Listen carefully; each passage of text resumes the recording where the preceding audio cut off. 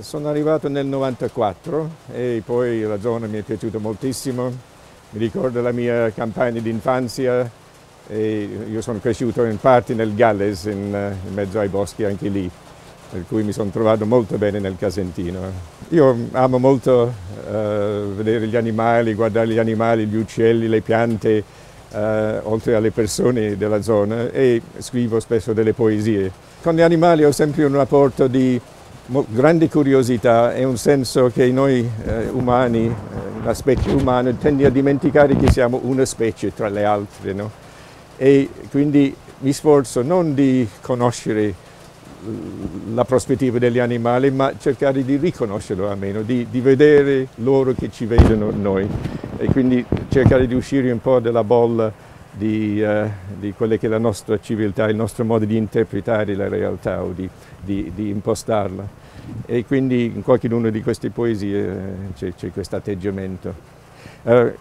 Inizierei con una poesia un po' dura, no? Cioè, il rapporto con gli animali non è sempre bello e positivo, e quindi non voglio farmi sembrare un santo. Allora, anzi, questa prima poesia che riguarda una vipera è un po' una confessione.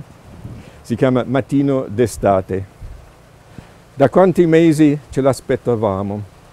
Poi un giorno eccola sbucare tra i vasi delle piante, grossa come la gomma d'una bici, testa a V, coda striminzita, 1 metro di minaccia viperina. Eppure non voleva altro che non essere ammazzata, solo che la mia paura era lì ad aspettarla con un badile.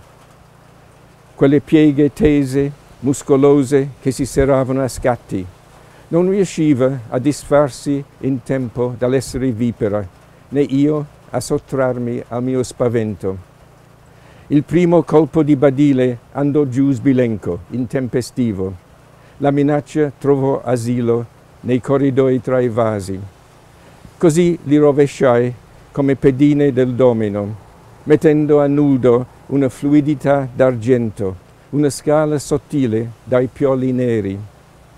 Il colpo successivo deve averle spezzato una vertebra, ma nessuna chiazza di sangue quando la sua forma si riversò nuovamente tra i vasi. Solo uno spazio svuotato, una minaccia accresciuta. Fin quando, abbattuta un'altra fila, eccola finalmente, vipera assoluta, tesa come una zeta, pronta a colpire, con le zanne sfilate che tuttavia imploravano tregua, inerme di fronte alla lama ammaccata del badile. Avrei voluto farla secca con un solo colpo, o meglio ancora, lasciarla andare a portare il suo trauma oltre la staccionata insieme al mio.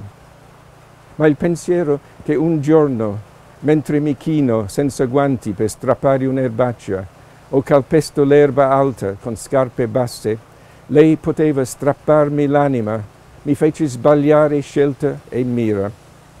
Preso da biblico terrore, ovunque menavo fendenti, con strepito sui sassi.